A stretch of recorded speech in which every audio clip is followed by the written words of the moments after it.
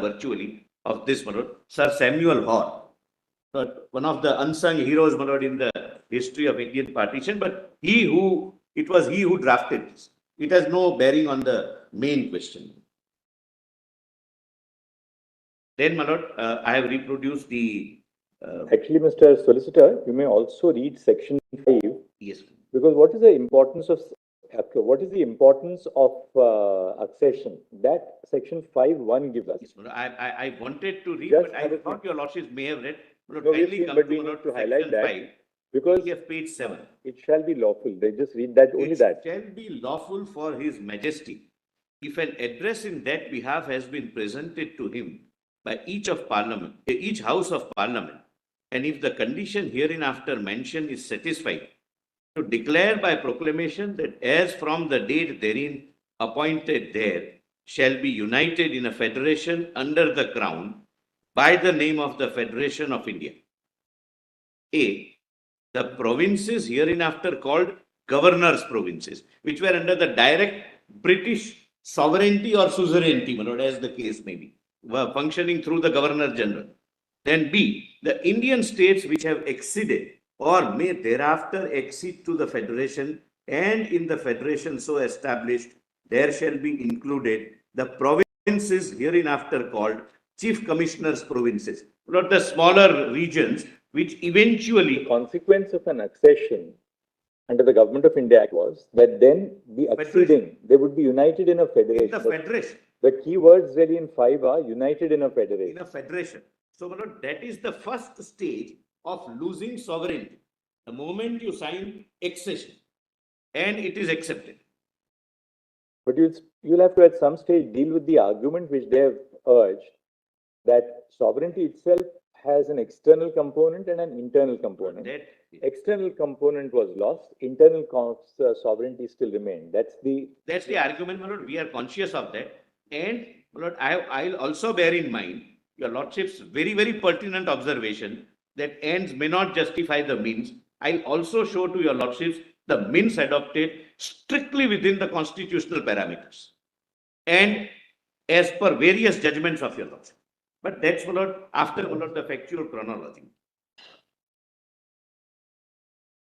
Thereafter, your lordships, my lord, kindly come to page 9, 1939. But this is also crucial. The Indian National Congress's formal stance was that the princely state must join independent India on the same terms and with the same autonomy as the provinces of British India, and with their people granted responsible government. As a result, it attempted to insist on the incorporation of the princely states also into India in its negotiations with the British. So we were, as Lord British India also, our leaders were already negotiating that princely states should also come at par with the provinces, British provinces, which were already under the suzerainty or sovereignty, as the case may be, of the British. Then, my lord, 7th September 1939, Jammu and Kashmir Constitution Act 1939 was issued by Raja Hari Singh. It established a council with a prime minister. Lord, why, my lord, I'm reading this, my lord, I'll just paraphrase this argument. Lord, why I say this? Lord, substantial arguments, my lord, were made that there were no constitutions. Jammu and Kashmir had a special place in the geographical British India because that was the only part which had its own constitution in 39. Lord, that is factually incorrect. There were 62 states which had their own constitutions.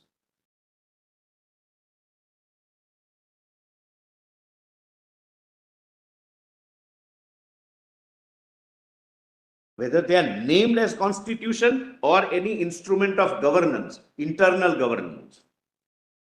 I'm just trying to show that the argument that Jammu and Kashmir had a special status from the beginning, which continued till date, is factually wrong. The foundation is wrong.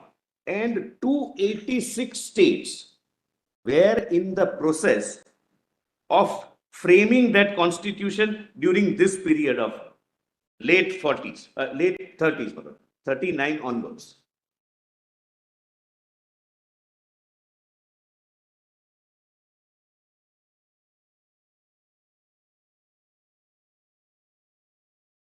As a matter of fact, the eminent councils of the day, those days, were, my lord,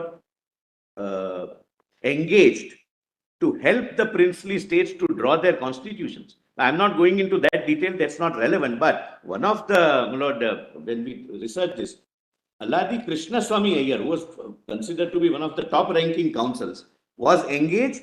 His fees were not found to be, the problem was there at that time also. By one state called Rewa in present Uttar Pradesh. I'm sorry, Madhya Pradesh. And therefore, my lord, he was requested not to continue because it was found to be too exorbitant. My lord, please see, my lord, from where do I get this? My lord, PDF volume 16, document volume 16, I'm sorry, document volume 16, PDF page 574.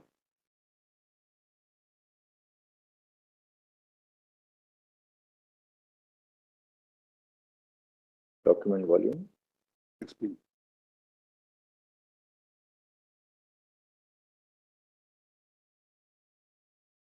Lord, this is a research paper by a very eminent professor of Yale. He has, my lord, done at 584 directly, my lord, because this is history. I may not, my lord, trouble your lordships beyond a point, but 584. The running page would be 10514.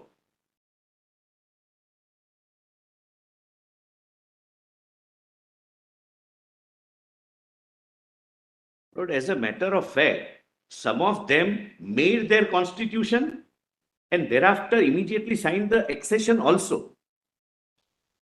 And I'll also show to your lordships from this chronology that the draft accession agreement was common to all. Everybody has signed the same draft. I'll come to that. Please, my lord, see the second line. However, at page 584, my lord Justice Khanna and my lord Justice. Yes, I've got. Yes, my lord Justice Kaul has that. However, the inauguration of Shahpura Constitution did not prevent the prince from signing the next day the instrument of accession to the dominion of India in three areas of defense, external affairs, and communications, as many other princely states did at the same time. Next para, kindly come some fifth or sixth line from the top of the unnumbered second para, Manipur. Your lordship would find Manipur. Does your lordship get Manipur? Manipur in the northeast adopted a constitution which on 26th of July 1947 provided for fundamental rights and separation of powers and recognized the Maharaja as its constitutional head. Maharaja of Patna declared the setting up of a representative constitution making body on 24th October 1947. Just as at the moment when the first draft of Indian Constitution was ready, that same month, M.R. Jaikar, until the previous May, a member of the Constituent Assembly, advised Gwalior State Constitutional Reforms Committee not to depart in their proposed constitution from the model now in vogue, for instance, at Mysore. This pattern of general steps towards constitutions based on principle of representative government was repeated in numerous other princely states. These included Ond, Banswara, Bauni, Baria, Baroda, Barwani, Banaras, etc., etc. My lord, the list goes on and on and on. I'm not reading it because the names are not relevant. And this is whole length and breadth of the country. They were making either having their constitution or making their constitution. My lord, why? I just, my lord, we were just, my lord, examining why these three subjects are kept, my lord, even by them to themselves, my lord, namely defense, communication, and, my lord, foreign affairs. The reason was, I'm sorry, but there is a small princely state. It can't have its own army. Communication means the British had laid postal services, and Britishers have also laid railway lines. So that communication was crucial, and every state can't have their own communication system for intra-princely state communication. And foreign affairs, obviously, they would like the greater power to control. That was basically the idea. Thereafter, as I go on, your lordships would be satisfied that ultimately everything started getting subsumed, and there are discussions. Once Article 1 comes into force with first schedule, all states which became part of the first schedule came to be governed by the Constitution of India, and the only sovereign which remained was we, the people of India. Now, kindly, my lord, come back to my I'm sorry, last line, last line. I'm so sorry. In that page 585, first para, last line. So far as we have traced, your lordship gets, it's somewhere, fifth line from the bottom of the first unnumbered para. So far, your lordship gets, so far we have traced 62 states that framed their own constitution and 286 others that were involved in making constitutions for union of states, which shaped the new constitutional landscape. This fact has gone largely unnoticed in the study of India's constitutionalism. So, my lord, first, why I am pointing out the basic argument that Jammu and Kashmir was the only princely state having its constitution and therefore was getting a separate treatment is factually not found well founded.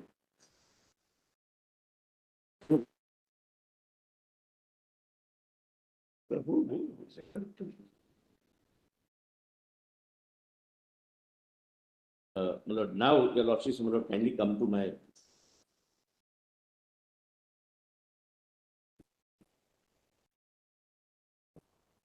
Lord, kindly come to page 10.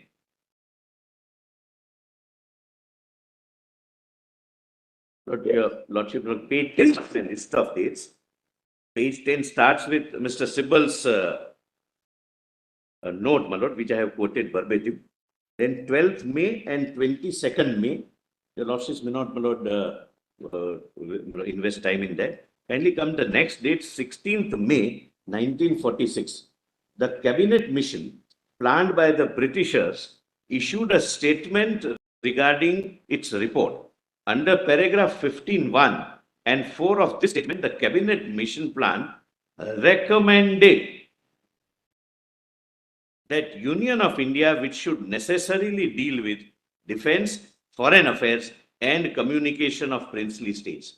They only recommended, my lord.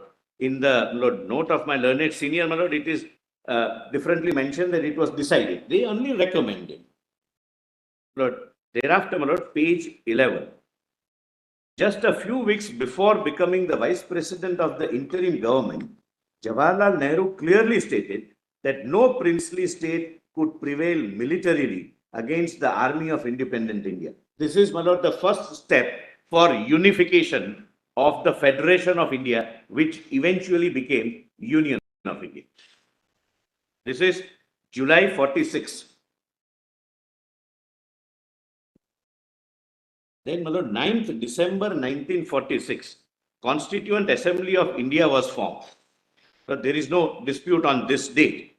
Lord, Jammu and Kashmir had 4 representatives, including late Sheikh Abdullah. But the relevant parties, when more and more princely states started acceding and accepting the Constitution of India, their representatives also kept on being added, and they started participating in framing of our Constitution. And, my lord, I will come to that, my lord, at an appropriate. One clarification. Yes. The 4 representatives of Jammu and Kashmir were there from the beginning or only in October? No, not from the beginning. Okay. They came, my lord, subsequently. 49, I think they came. Yeah, yes. 49, my lord. It comes, that date will come. June 1949. Yeah, yes, that date will also come. And I mean, my lord, at the outset, my lord, just flag it. It would come in the chronological order.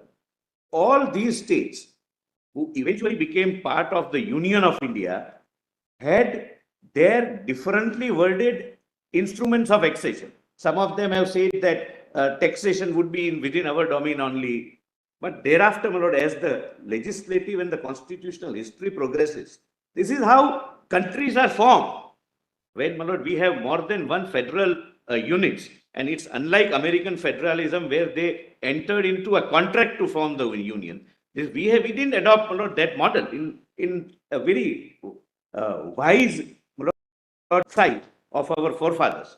That they did not choose that option. They voluntarily started joining and participating in the process of constitution making. Then, my lord, January 1947, Nehru, in his capacity as the vice president of the interim government, which included both present-day India and Pakistan, clearly said that independent India would not accept the divine right of kings. So this is January 1947. The stand of India and the party which led the freedom struggle was, we will not accept divine right of kings. We are going for a democratic setup. And that stand remained consistent, as I'll point out. Then, 22nd January 1947, the Constituent Assembly of India adopted objective resolution. But my learned senior, my lord, read only one part, my lord, which is para 3. My lord, let me read para 3 and then rest of them. These were the broad, kind of objection reasons based upon which the constitution was to be framed. Para 3 declared that princely states that had joined the Union of India, whether with their present boundaries or with such others as may be determined by the Constituent Assembly, and thereafter according to the law of the Constitution, shall possess and retain the status of autonomous units, together with residuary powers, and exercise all powers and functions of government and administration, save and except such powers and functions as are vested in or assigned to the Union. Lord, the interpretation given by the petitioner was that the autonomy was the foundational stone of the constitutional making. Lord, this autonomy will have to be understood from the subsequent paragraphs. States are still autonomous in case of, Lord, list 2, schedule 7, etc. There are several provisions giving them an internal autonomy while being a part of the larger Union of India. Paragraph 4, this, according to me, should be read. Declared that all power and authority of the sovereign independent India, its constituent parts and organs of the government are derived from the people. The seeds of democracy born for the first time. That the sovereignty would vest in we, the people of India. Then 5, declared that there shall be guaranteed and secured to all the people of India justice, social, economic and political, equality of status. Kindly mark this. Equality of status was the avowed goal while framing the constitution. One union or one segment of the Union of India cannot be deprived of the rights which are enjoyed by rest of the countrymen. Then 7, declared that there shall be maintained the integrity of the territory of the Republic and its sovereign rights on land, sea and air according to justice and law of civilized nations. And 8, declared that this ancient land attains its rightful and honored place in the world and makes it full willing so and so, so and so, so and so. Now, your Lordship, kindly see the next day, 25th January 47, the resolution for the establishment of the Union Powers Committee in the Constituent Assembly was passed. Lord, your Lordships can skip the next day. Lord, a statement by Clement Attlee, the then Prime Minister of Lord, Britain. Then, my Lord, 17/4/1947, the first report of Union Power Committee was, that is, my Lord, of the Constituent Assembly, was published widely, expanding the scope of phrases, defense, foreign affairs, communications, and powers necessary to raise the finances required. Further, the said committee further recommended in para 3 powers and subject which were inherent or implied or resultant from the express powers of the Union, that is judiciary, services, RBI, etc. It was also hoped that certain other subjects would be included in the Union list or that like insurance, planning, banking, patents, etc. Lord, this is the first report. Lord, the note of the petitioner, my Lord, which I have quoted, does not mention, my Lord, about this first report. They have directly gone to the second report. Therefore, my Lord, this has its relevance in the chronology. I have placed it, my Lord. Lord, second, the date can be, my Lord, skipped. Nothing that. Constituent Assembly resolution appointing Union Constitution Committee, etc.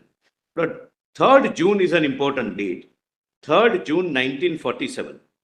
The legislative representatives of the Indian National Congress, the Muslim League, and the Sikh community came to an agreement with Lord Mountbatten on what has come to be known as 3rd June Plan or Mountbatten Plan.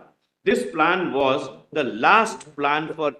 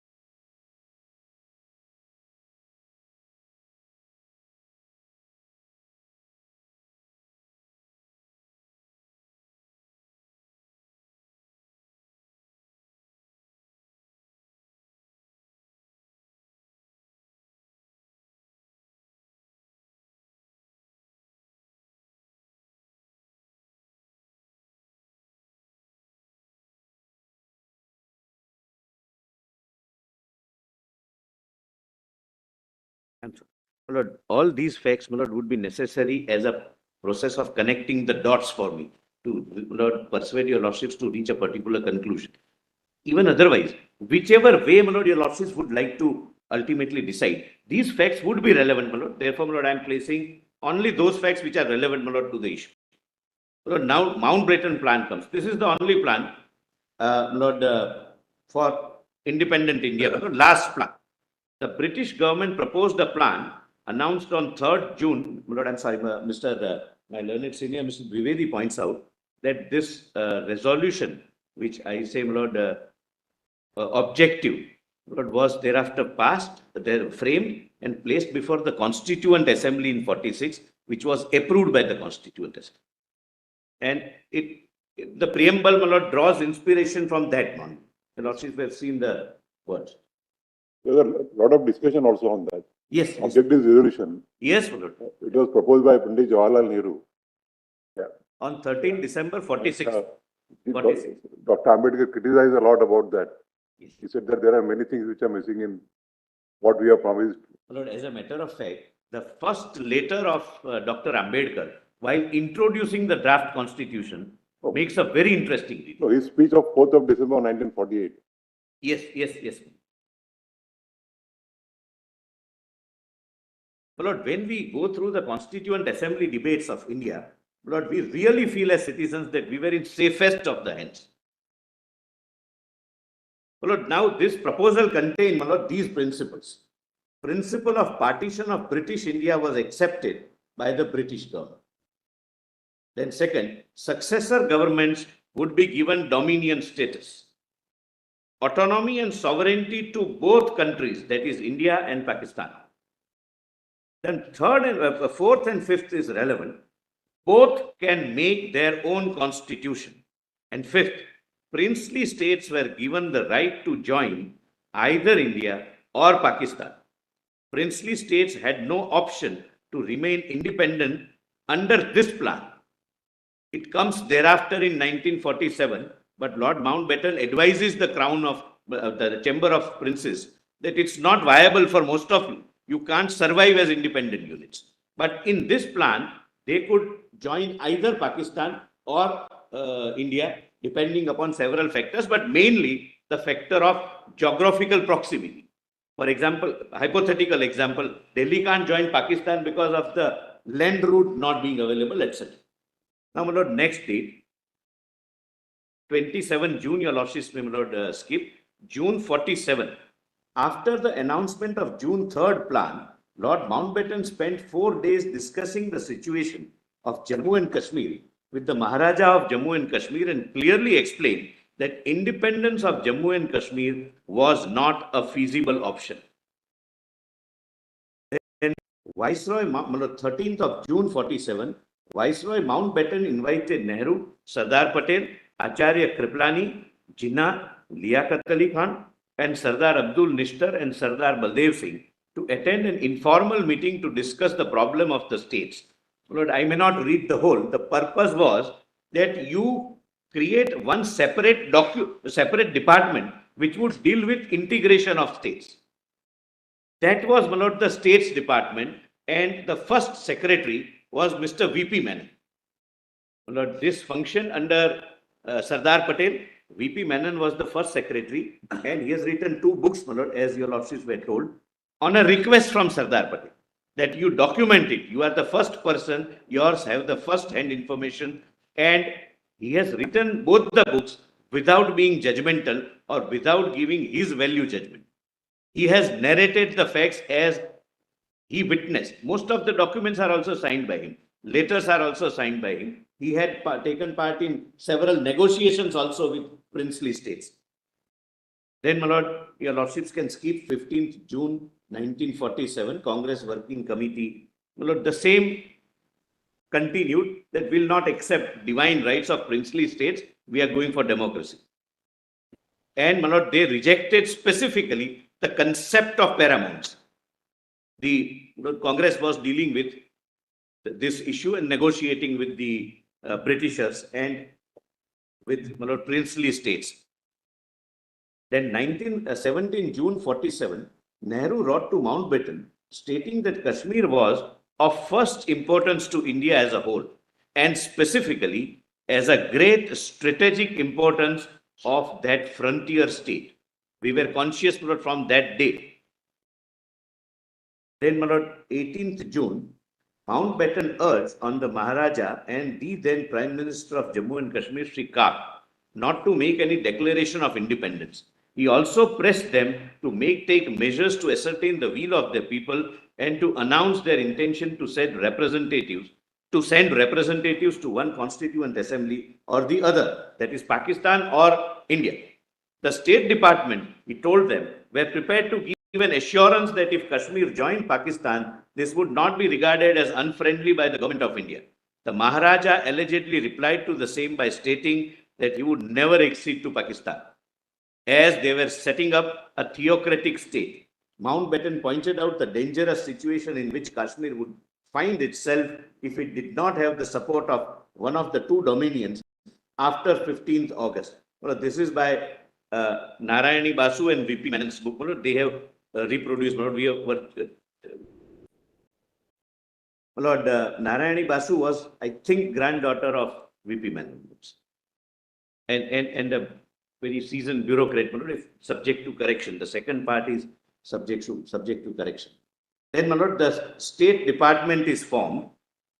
That date, my lord, your lordships can consider skipping. Then 3rd July 47, Sardar Patel wrote to Hari Singh stating that interest of Kashmir lie in joining the Indian Union and its Constituent Assembly without any delay, and also say that its past history and tradition demands it, and all India looks up to you and expects you to take this decision.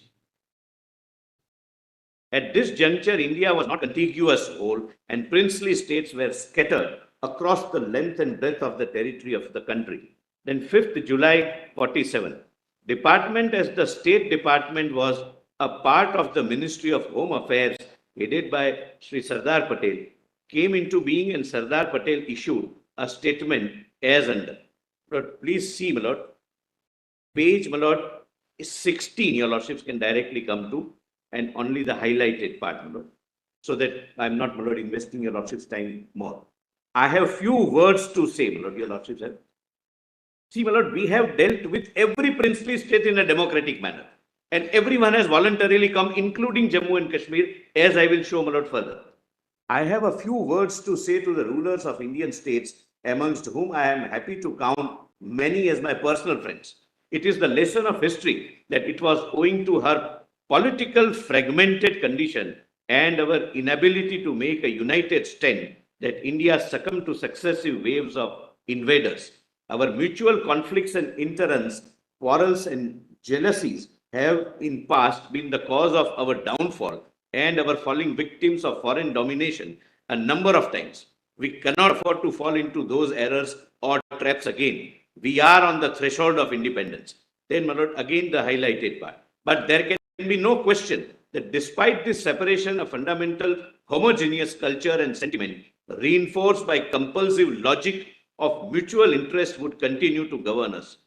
Much more would this be the case with the vast majority of states which, owing to their geographical contiguity and indissoluble ties, economic, cultural, and political, must continue to maintain relations of mutual friendship and cooperation with the rest of India.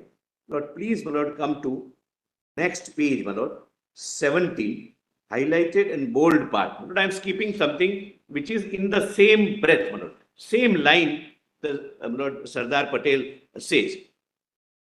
Nor would it be a policy, but I'm reading the highlighted part only, nor would it be my policy to conduct the relations of the new department with the states in any manner which severs of the domination of one over the other. If there would be any domination, it would be that of our mutual interest and welfare. Lord, this is where, my lord, Sardar Patel showed the seeds of, my lord, federalism and balance of powers. That nobody would be dominant, nobody would be subservient. The only thing dominant would be our mutual interest and unification and unity of the nation. Then, my lord, 5th July 47, the Union Powers Committee submitted its second report, my lord, which was placed by my learned senior, my lord, Mr. Sibal. Kindly, my lord, first was not placed, and I want to read fully. My lord, only a part was read, my lord, read, and it may have, my lord, potential to assist your lordships. Only highlighted part, my lord. Or I may read, my lord, the full. Momentous changes have since occurred. Some parts of the country are seceding to form a separate state, and the plan put forward in the statement of 16th May, on the basis of which the committee was working, is in many essentials no longer operating. In particular, we are not now bound by the limitations on the scope of union powers. The first point accordingly that we considered was whether in the changed circumstances the scope of these powers should be widened. We had no difficulty in coming to a conclusion on this point. The severe limitation on the scope of central authority in the cabinet missions plan was a compromise accepted by the assembly much, we think, against its judgment of the administrative needs of the country in order to accommodate the Muslim League. Now that partition is a settled fact, we are unanimously of the view that it would be injurious to the interest of the country to provide for a weak central authority which would be incapable of ensuring peace, of coordinating vital matters of common concern, and speaking effectively for the whole country in the international sphere. At the same time, we are quite clear in our minds that there are many matters in which authority must lie solely with the units.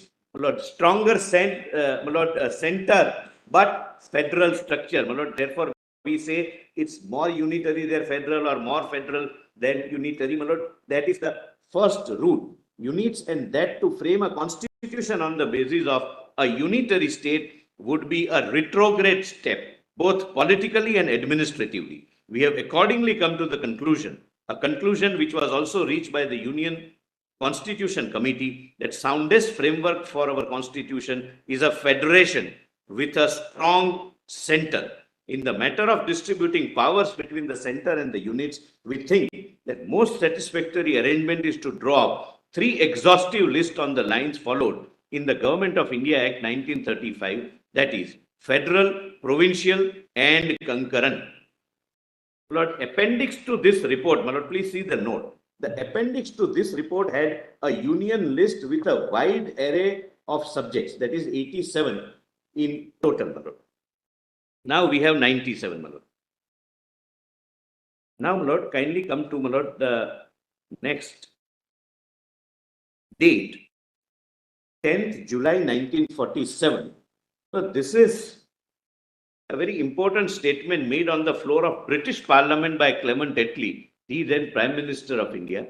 This is not available otherwise, but in one of the recent judgments of the British court, where, my Lord, there was a dispute regarding properties of Hyderabad's Nizam. Lord, this is quoted. He had transferred some $1 million and there was some dispute commission and Nizam. That's not relevant. From there, my Lord, this quotation, my Lord, at the foot, my Lord, I have underlined. I'll read only that part. A feature running through all our relations with the states has been that the Crown has conducted their foreign relations.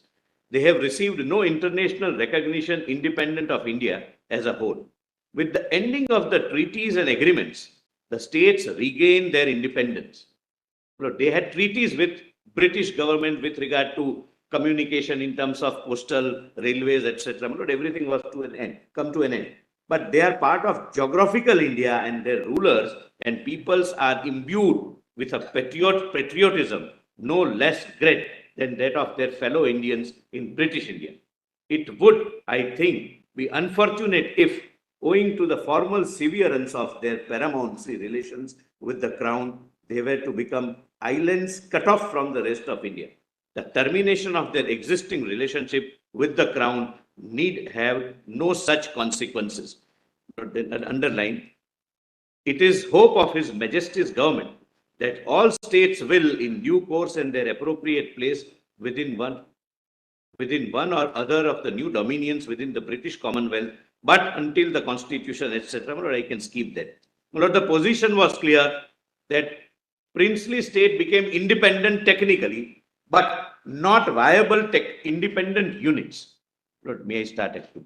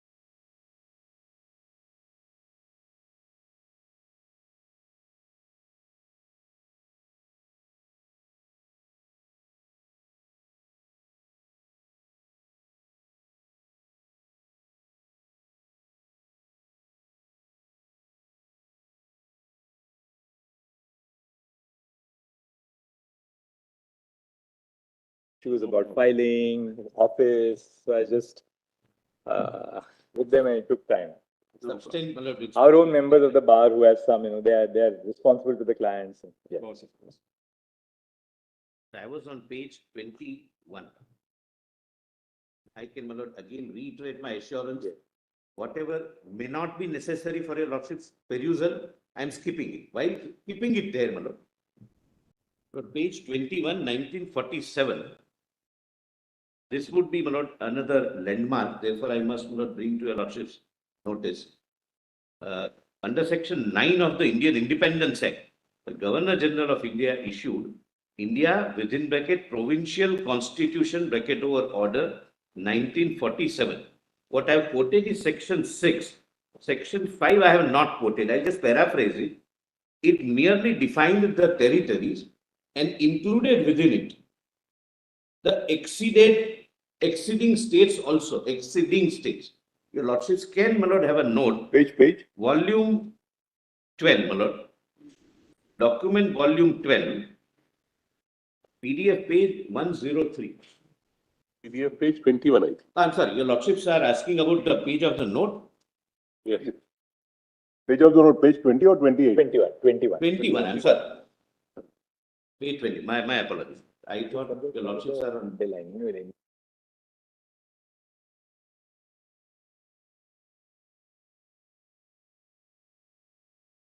Yes. But section 5, my lord, I am on 1947. That is the date, your lordship. My lord, Justice Yes, calling, this is the way it is.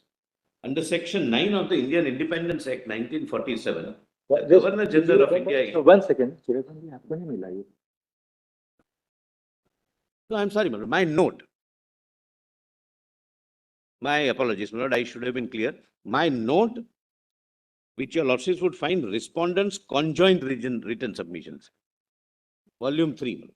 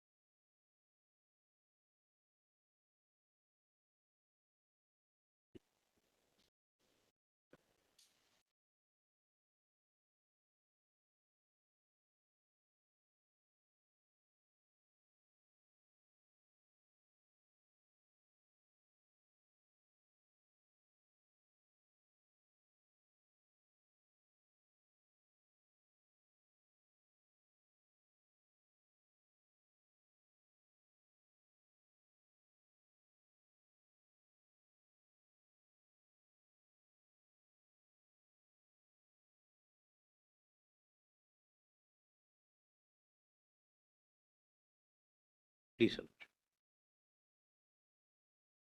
But there were two sections incorporated. Section 5 I have not quoted. I just paraphrase it.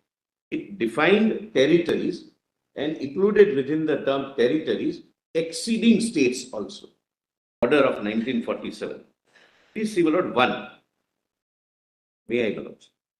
An Indian state shall be deemed to have exceeds to the dominion with the intent that the Governor General, the Dominion Legislature, the Federal Court, and any other Dominion authority established for the purposes of Dominion shall, by virtue of his instrument of accession, but subject always to the terms thereof. Please mark this, my lord, that's the case of the other side, my lord. Therefore, I must bring it to your lordship's notice.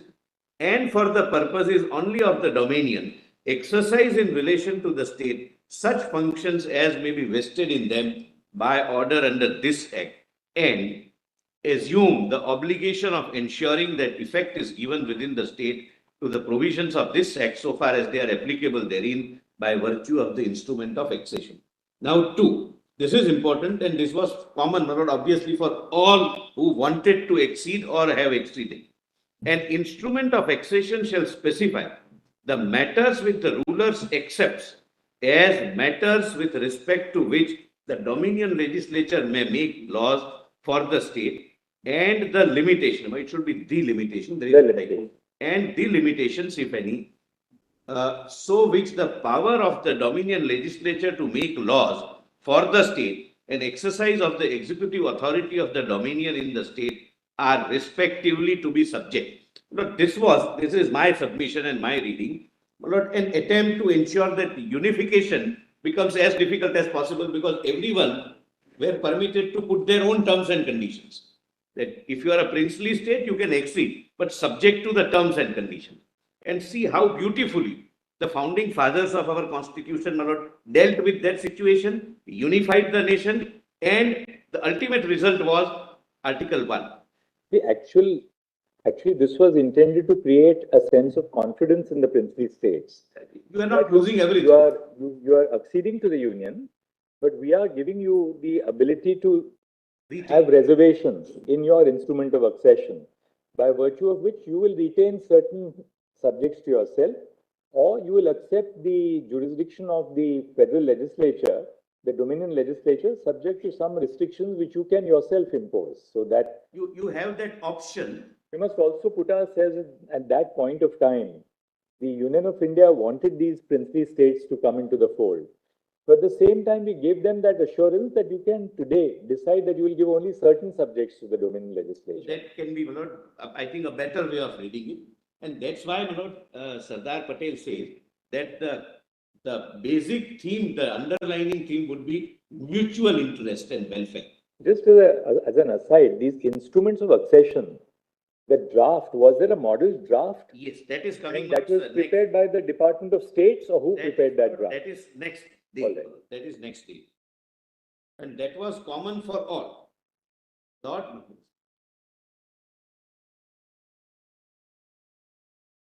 I'm sorry, the subsection 3, learned AG is guiding me to the variation of the instrument by a supplementary. By a supplementary instrument executed by him and accepted by the governor, vary the instrument of accession of his state by extending the functions which, by virtue of that instrument, are exercisable by any dominion. So he can forego, he can kind of waive, or he can permit the dominion to do that.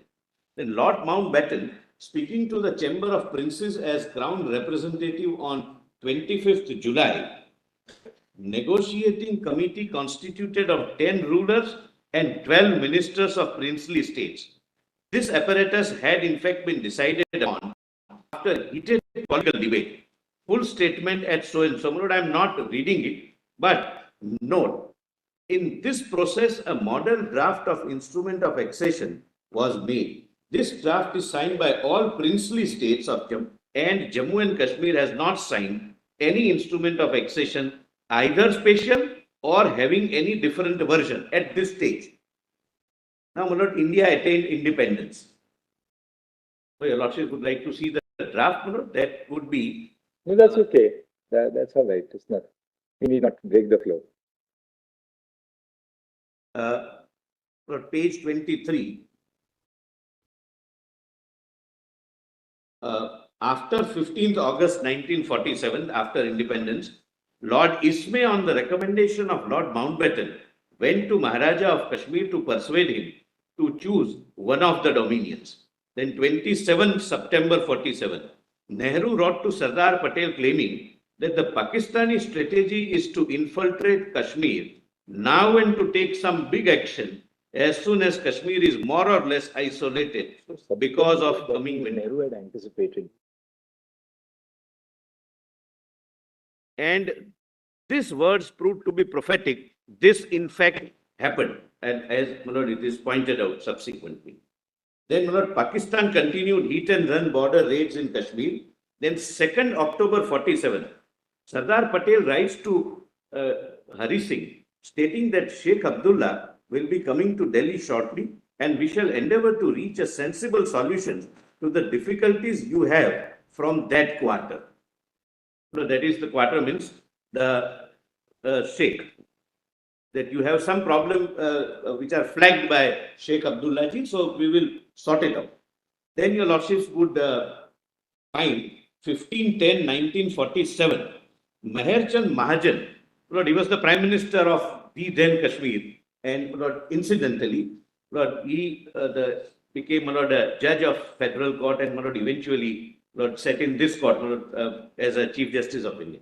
Complained to the British Prime Minister that government of Pakistan had broken the standstill agreement, which was between Kashmir and Pakistan.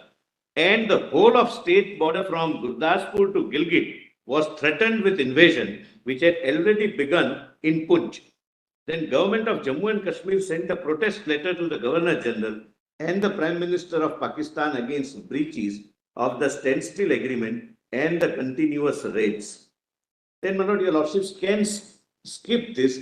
In the autobiography of Justice Mahajan, this incident is narrated that when he was traveling along with the Maharaja of Kashmir, how his life and the life of the king was saved, by a sheer coincidence of an intuition of the king that instead of this guest house, we may better stay in some other guest house. That's all. Then your lordships may kindly see 22nd October 1947.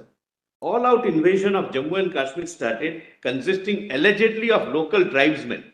The other side also repeatedly said that there were tribe leaders who were conducting raids. I'll point out the contemporaneous letter written by the king to the government of India. And Sri V.P. Menon. The raiders destroyed the Uri Bridge and captured Mahura powerhouse, which supplied electricity to Srinagar, which plunged Srinagar into darkness. It was announced that they would reach Srinagar within 2 days. Then 24th October 47, Government of India received a request for help from Maharaja. Then 25th of October 47, the meeting of Defence Committee was held, presided over by Lord Mountbatten, wherein it was decided that the Home Secretary V.P. Menon should fly to Srinagar immediately to study the situation on ground and report the same to the Government of India. V.P. Menon landed in Srinagar and found the entire city, into inverted comma, I quote, oppressed by the stillness as the graveyard all around, unquote.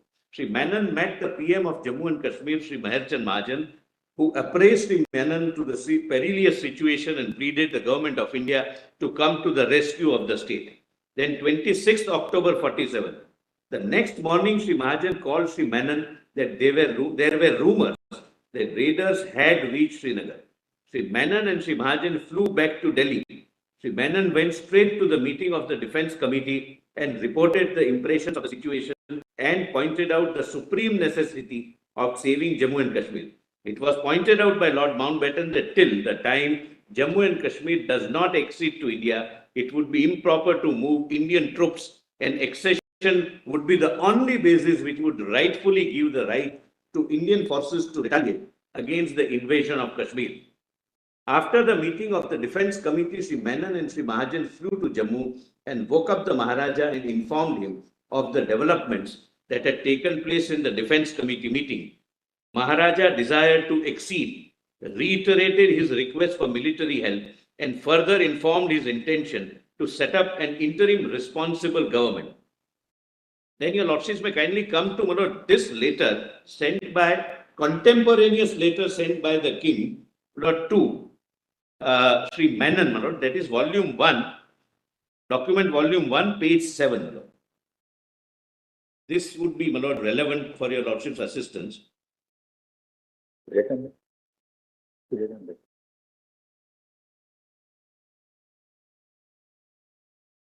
What were, I'm sorry. Document volume 1, PDF 7.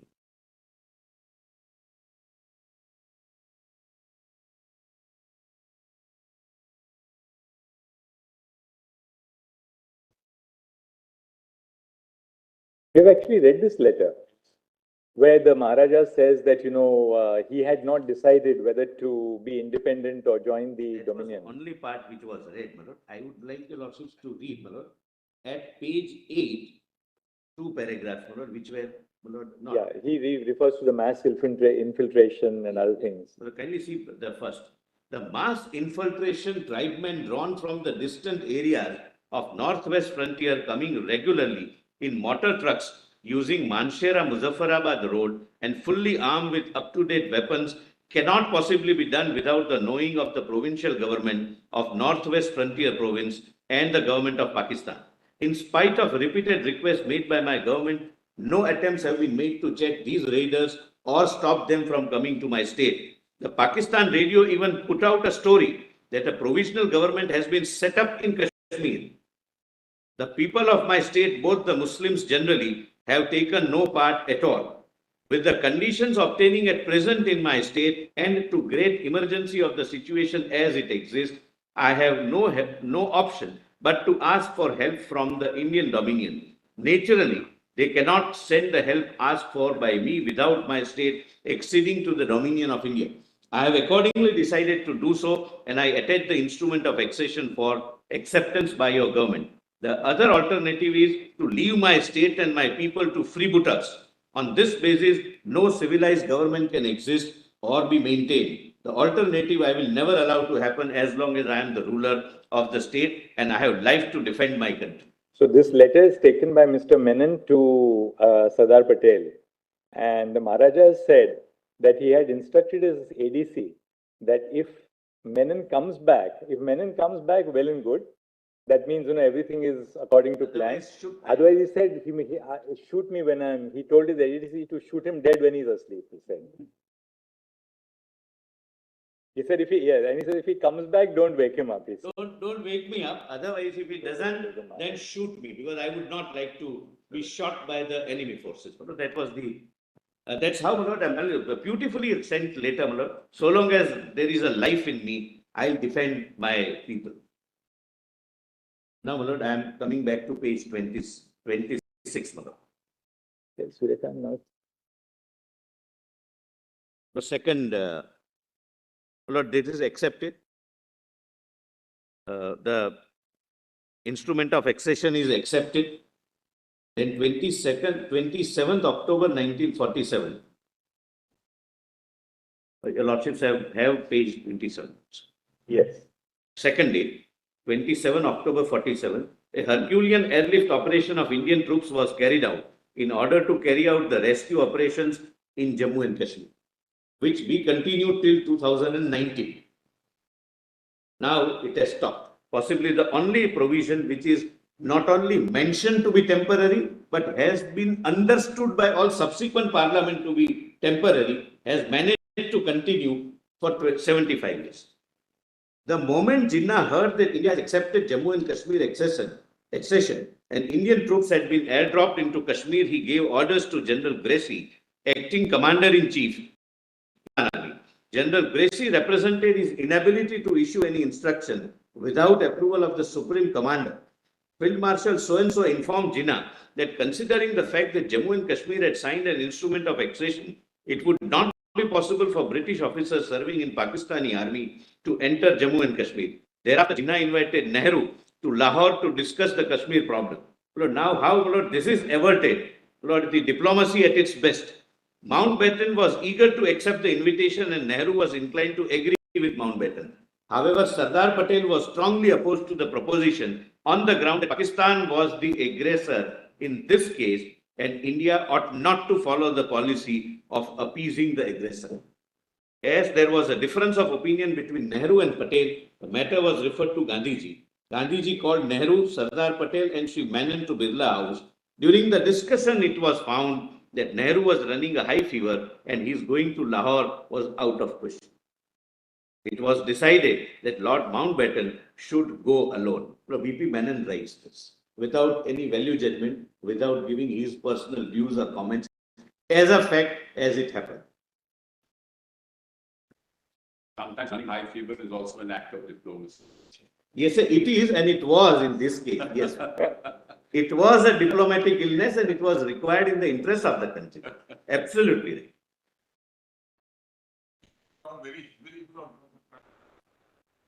That you should not go. That they are aggressors, and we shouldn't be appeasing. Sorry? The illness slip, which we normally send to the courts.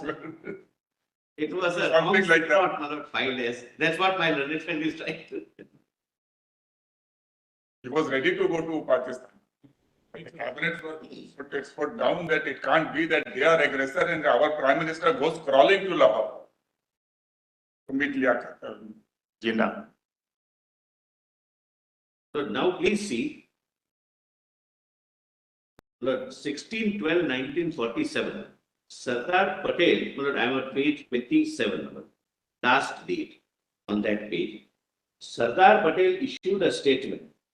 Public has already received through the press and over the radio a fairly clear and detailed picture of the settlement. Your Lordships can come to only The highlighted portion, actually. underlined portion. Democratization of the administration, which has long been the keynote of Congress policy towards the state, has become a pressing problem since August 15. The princes themselves have in many cases begun to realize the spirit of times and have been gradually introducing measures in accord with that spirit. The progress has been in some states low, in other it has been swift, but everywhere it has been sure. Your Lordships can thereafter skip the rest. Then last lines on this, provincial administration in this process of unification and amelioration so that they may derive the full benefit of this great achievement. Then, white paper, I have just given the summary. Before the Constitution of India came into force, a Herculean task of unionization and democratization, ensuring local popular government in place of hereditary princes was going on. For the said process, instrument of accession and standstill agreements were signed. Thereafter, the policy was followed which involved merging the smaller states that were not seen by the government of India to be viable administrative units either into neighboring provinces or with other princely states to create a princely union. It was felt that smaller states lacked resources to sustain their economies and support their growing populations, impose tax rules and other restrictions impeding free trade, and without integration, the economies of the states would collapse and anarchy would arise if the princes were unable to provide democracy and govern properly. Note, this was done despite the instrument of accession and despite assurances given by the State Department and Lord Mountbatten during the accession process. There were not promises held up, as in one of the judgments referred to, but that judgment is thereafter reconsidered. I'll come to that. That these promises after the Constitution of India comes into force have no meaning. It is the Constitution which is supreme, and the only sovereign is we, the people of India. There is a judgment on that. In December 47, princes from the East India Agency and Chhattisgarh Agency were summoned to an all-night meeting with Menon, where they were persuaded to sign merger agreements integrating their to Odisha, the central provinces and Bihar. Thereafter, 66 states in Gujarat and Deccan were merged into Bombay, including large states of Kolhapur and Baroda. Other small states were merged into Madras, East Punjab, West Bengal, and United Provinces and Assam. 30 states of former Punjab Hill States Agency, which lay near the international border.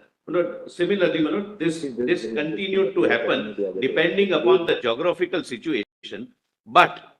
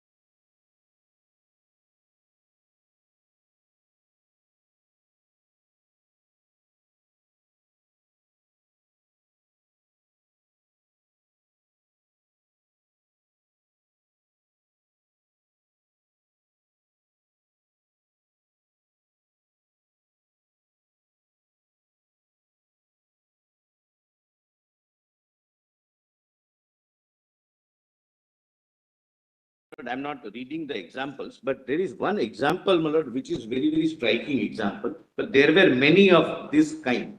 But out of 506 plus princely states, about 200 plus were only in one region of Gujarat, that is Saurashtra region. They formed United States of Kathiawar. There was a separate country which functioned for some time and thereafter merged. But they signed a treaty of accession.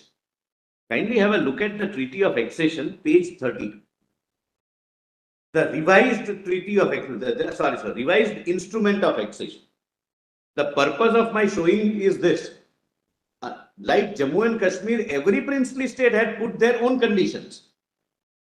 But eventually, one of the theory of Act of State and Article 363, that all treaties, etc., get subsumed in one document, namely the Constitution of India. Please see on page 30, the highlighted part, that all subjects except matters relating to taxation. That those princely states said that taxation will be our subject. You will not touch the Union of India, the Dominion of India will not touch taxation. Please come to page 31. After 3, the proviso. Does my lords get? Page 31. It is a part of the revised Instrument of Accession. Clause 3 proviso. My Lord Justice Surikant. Yes. Provided that nothing contained in the said list or in any other provision of the Act shall be deemed to empower the Dominion legislature to impose any tax or duty in the territories of the United States. United States means United States of Saurashtra.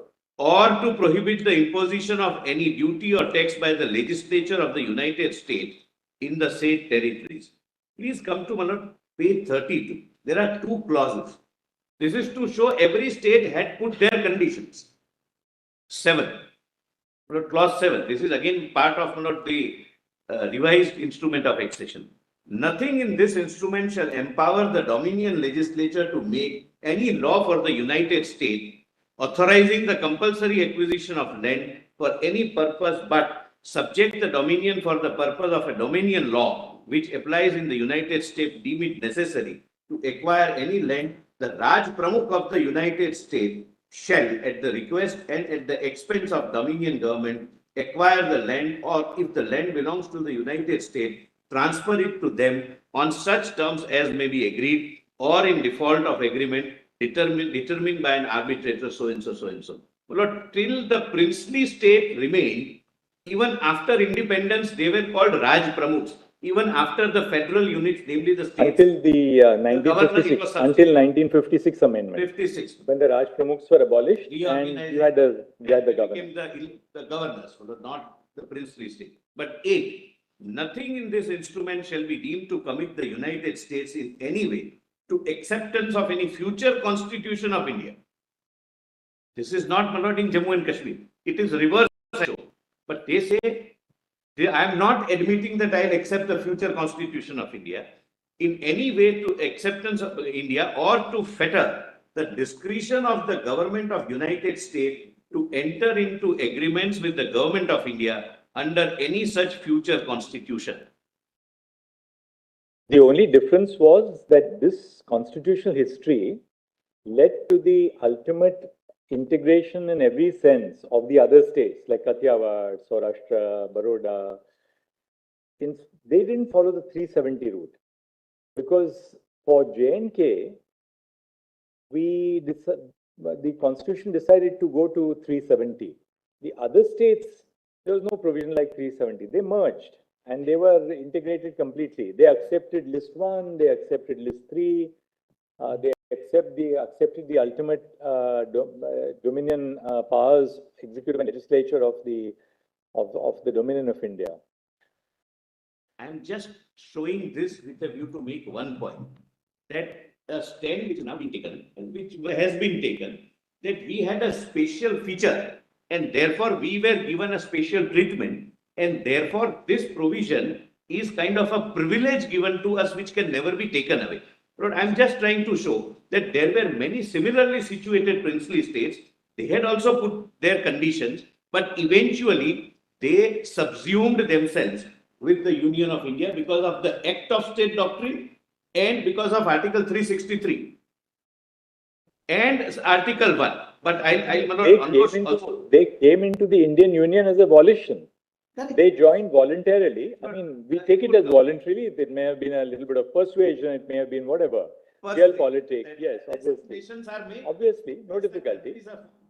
And that was probably the genius of Sardar Patel. There's no difficulty. Absolutely. There's no doubt about it. But the fact, however, remains that insofar as J&K is concerned, J&K bucked that trend. J&K went to the 370 route. So, Yes, my lord, but why, how, and till what time? Right. That will come, my lord, subsequent. all right. And that's why, my lord, for me, as I said, my lord, in the outset, connecting the dots would be necessary. So the limited point which you are making at this stage is that the instruments of accession of various princely states contain certain reservations. Now we have seen in regard to taxation, in regard to land acquisition, Even binding constitution. not binding themselves to accepting a future constitution. So the IOAs at that point of these states were hedged with various conditions. This is also. But that was consistent with Section 6 of the Government of India Act, which was adopted by Section 9 of the Indian Independence Act. Lordship, sir. We gave this sop to the princely rulers that, look, you come here on your terms. We are not telling you today to come on our terms. You agree to the Indian Union, you make reservations, and we hope that by and by you will accept full integration into the Union, which they did. But another point why I wish your lordships made aware of this development is there was an argument that instrument of merger was a necessary attribute for a complete integration. Otherwise, we had kind of an internal sovereignty. Your lordships would recall that Jammu and Kashmir never signed instrument of merger. Many states did not sign instrument of merger. From the date on which Constitution of India came into force and Article 1 came into force as an act of the state, they became integral part of Union of India. And how Jammu and Kashmir got separated, my lord, and how it was only for a temporary period, Lord, would succinctly come, my lord, in subsequent. Interesting, Mr. Solicitor, this Department of States which existed in the Ministry of Home Affairs post 1950, after the Seventh Amendment, right? 1956. 238 was, yes. So the Department of States must have been abolished post 1956. You will be still having records in the Ministry of Home Affairs? I'm sorry, my lord, my instructions are, officer sitting, my lord, was the additional secretary in charge of Jammu Kashmir in MHA. He said that department technically still continues. So Department of State still continues. Still continues. Now, do we have, I'm not sure whether this exercise can be done just for, I mean, you don't have to do it by a very detailed document, but just a tabulation. If we can have a list of the states and, you know, we can have, say, Kathiawar, instrument of accession, supplementary instrument of accession, and merger agreement. Which of the states came into the union with a merger agreement? Which of the states had no agreement at all and yet joined the union? I don't know whether that now at this point of time that record will be there. If you can try and record, if you can sort of. Yes. To a large extent, white paper indicates what happened. I don't know if you have that record. I mean, how many out of these 562 who actually joined the Union of India, actually executed merger agreements? What happened? What I meant was, how many of these states which joined the Union of India did not execute merger agreements? That will be a smaller group probably. But possibly. So, which will then perhaps give some support to your argument that the execution of a merger agreement was not quintessential to acceptance of ultimate sovereignty by India. And second, many states, many princely states, were subsumed with the Union of India even without a merger agreement. And various states, therefore, were subsumed in the Union of India only with an instrument of accession. We'll do that exercise. Substantially, everything is there in the white paper. But if there is something else also, Manoj,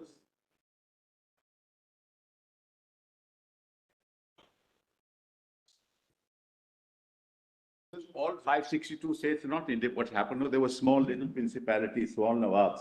They got into were- larger. We were just, in fact, Brother Suryakant was giving us a little bit of backdrop about Punjab and Himachal. To integration with larger states, and then the larger one signed the instrument of merger. Right, but we were wondering, was it possible? Because, Mr. Sibal, what we want a little bit of just factual, I've understood. just factual clarity, that they may have, were there Indian states, we shouldn't call them princely states, because as Mr. Sibal says, some of the small Nawab, some the principal. We will have to say princely states, because Indian state would mean those which were Governors' under the provinces. sovereignty or suzerainty of British India.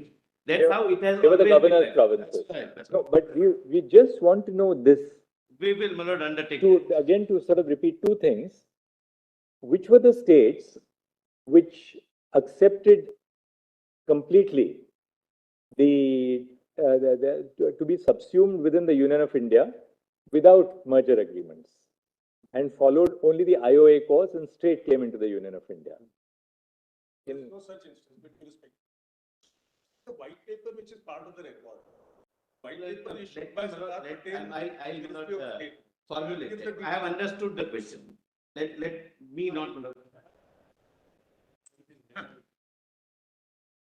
You know, Mr. Shankana, I just thought since the Department of States exists even today, this is something, this will be, they might take a day or 2 days, but they will be able to do It it. would be, my lord, it would be done. That The table here, but the states which have not entered into a merger, helping your point. Actually, if you want a list of states which have What not. is the source? What is the source of your table? It's from the white paper. White paper, there are inaccuracies, I'll put it that way. So there are states which did not accept the merger and yet became a part of the Indian Union. State of Mysore, state of Mysore, state of Saurashtra pre-independence, Madhya Bharat, Patiala and East Punjab. This is, And this is part from the white paper, there is a chart. we will, my lord, let's not, my lord, deviate from it. I have, my lord, taken the point. Your point is that there were other states, basically whether it was 2, 3, 4, 5, whatever, there were other states which did not sign the merger agreement. Apart from, Yes, there was nothing special which is being claimed. that's your point. I'm just saying. And second, that merger was such a sine qua non, without which you can never be an integral part of India, either under Article 1 or otherwise, or your special status must continue. But please, my lord. So in other words, Mr. Solicitor, to sort of paraphrase your submission, it's twofold. First, the expression of reservations in the instrument of accession was not unique to the instrument of accession which was executed by Maharaja Hari Singh. I couldn't put it that way. To the execution of a merger agreement was not a sine qua non to be absorbed or become a part of the Indian Union. It's a twofold. Union of India. We got the point. So please come to para 30, to page 32 bottom, my notes. Note 1. The assertion of the petitioners that all others signed the instrument of merger except state of Jammu and Kashmir is false. Several states signed revised instruments of accession, including therein different conditions, etc. I have seen. Neither this process of integration, unionization, linear in its legal application, nor assurances or negotiations remained sacrosanct while framing the Constitution of India and making of this great nation as Union of India. There were states which did not sign revised instrument of accession or merger agreement also joined as part of Union of India. The same thing my lords were indicating. As and when such inclusion of the state took, their respect representative kept on being included in the Constituent Assembly and Schedule 1 kept on being amended, adding each state. Once the Constitution of India came into being on 26 January 50, all states mentioned in Schedule 1 being part of Union of India, losing their sovereignty, if any, which was an act of state, and this is how countries are formed. With coming into force of the Constitution of India, only the Constitution remained the supreme document vesting sovereignty in the people of India, and all other documents got subsumed in one sacred document, that is the Constitution of India. Thereafter, no princely state has successfully asserted its claim based upon any previous document, be it instrument of accession, revised instrument of accession, or merger agreements. The princely states also retain their right to not commit to the future constitution. However, the application of Indian constitution through Article 1 was not dependent upon the same. Two, my lord, your lordships can skip. Kindly come to, my lord, page 34. My nation want me to read. The instrument of accession had its source in section 5 and 6 of the Government of India Act. I'm sorry, my nation is right, I should have. There is no statutory source of merger agreements, and they were only signed in some cases as a result of negotiations between some states and Dominion of India. It seems, but it's more because of binding the princely state not to go back from its word that they were signed. It doesn't have any statutory source like instrument of accession. Then note 34. 4/11/48. The draft constitution was introduced in the Constituent Assembly. Upon its introduction, Dr. Ambedkar gave a speech outlining how, my Lord Justice Gawai was referring to this, outlining how the constitution was meant to function and how governance under the constitution was to be conducted. Notably, Dr. Ambedkar made clear, Lord, please come to Lord, volume CCD 8. I'll read only 2 paragraphs, not the entire speech, because a part was read, part which was not read, my lord, I would wish, my lord, your lordship, attention is invited. Was CCD volume 8, PDF page 63 at 75.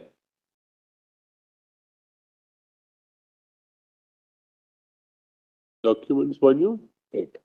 Lord, document volume 8, PDF page at 75. 64 at 75. Starts at 64 at 75. Only one paragraph, which was not read, therefore I am reading it. Because according to me, this is the heart of what Dr. Ambedkar felt. Single P.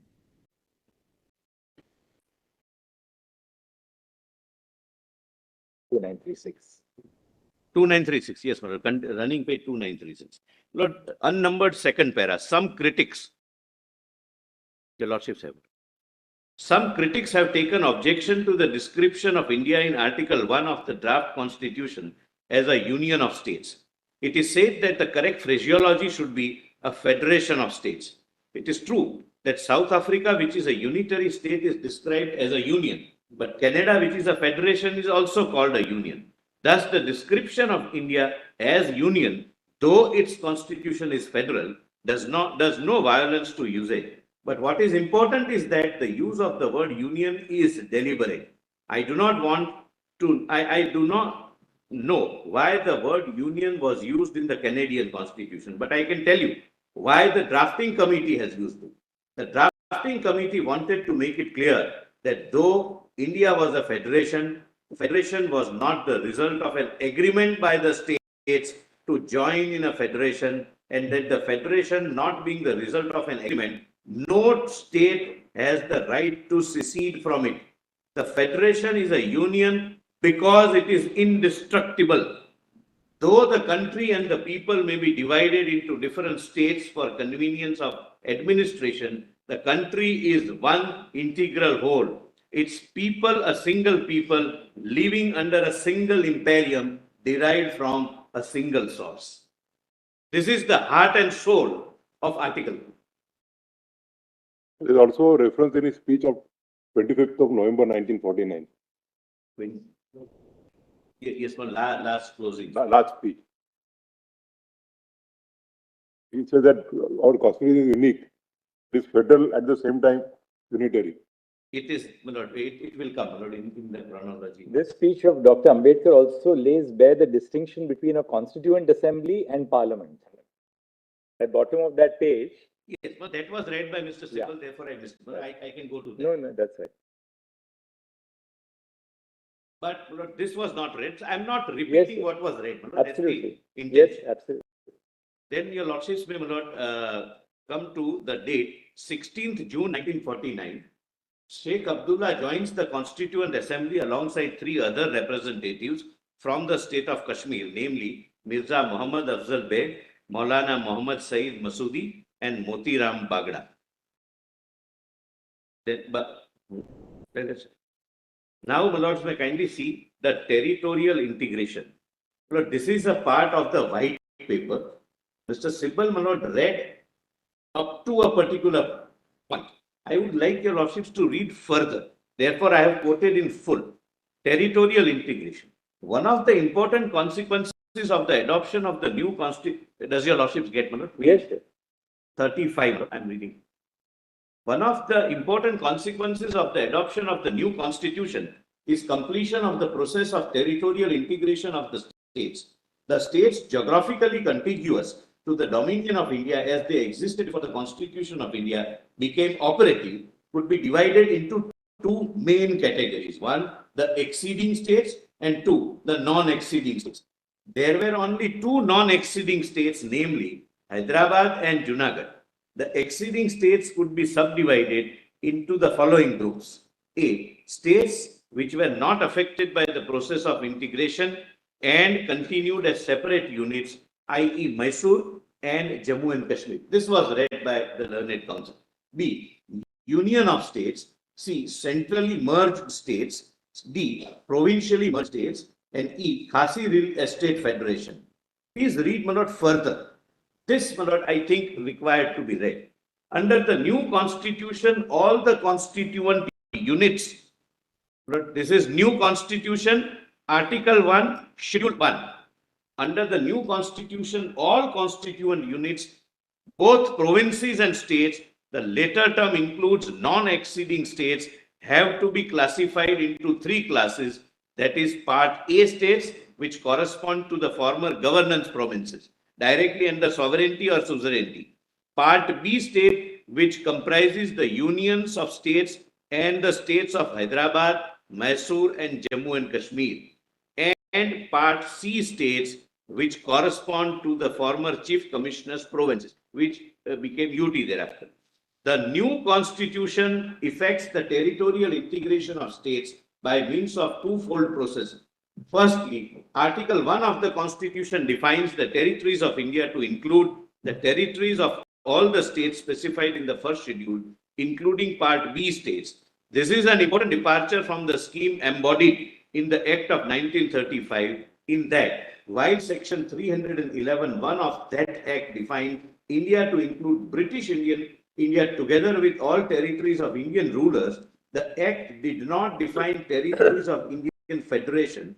Secondly, please note this, my lord. Secondly, with the inauguration of the new constitution, the merged states have lost all vestige of existence as separate entities. That is, my lord, first schedule to the constitution. My lord, thereafter, your lordships can, my lord, skip. Your lordships may come to, my lord, 8.849. But this is how, my lord, you retain your sovereignty. I have given an example that internal and external sovereignty, my lord. For example, we have a treaty. I'm sorry, my lord. I'm sorry. I missed one. July 49, my lord. Kindly see, my lord, July 49.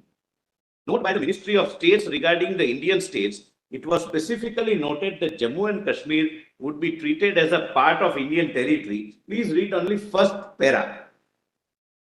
This note was before the Constituent Assembly.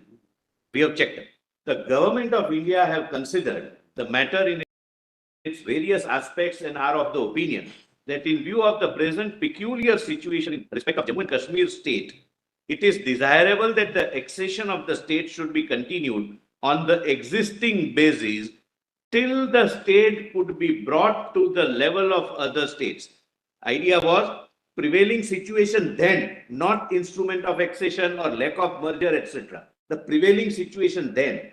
Idea was to bring it at par with other states. And the important part, a special provision has therefore to be made in respect of this state on the basis suggested above as a transitional agreement. arrangement. This was the promise, my lord, by the Constitution Assembly to the nation, that as a transitional arrangement, we are making a provision, a departure from other states. Lord, second, my lord, 8849, your lordships can scale. No, Mr. Solicitor, Yes, sir. you may read little below that also. Yes. The Ministry of State The suggests. Ministry of State suggests Oh, that's for very consideration of the drafting committee the following approach to this question. One, Jammu and Kashmir state may be treated as part of Indian territory and shown in states specified in part 3 of Schedule 1. I'm obliged, my lord, I'm going a little faster. Go further on. Yes. A special provision may be made in the Constitution to the effect that until Parliament provides by law that all provisions of the Constitution applicable to the states specified in Part 3 will apply to this state, the power of Parliament to make laws for the state will be limited to the items specified in the schedule to the instrument of accession till Parliament makes the law governing the accession of the state to the dominion of India or to corresponding entries in list 1. Well, this is very important. I missed it, but I am really grateful, my lord.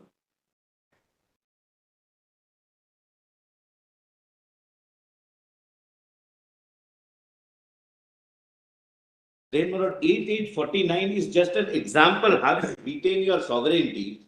That is, my lord, Bhutan. Bhutan has a treaty with us.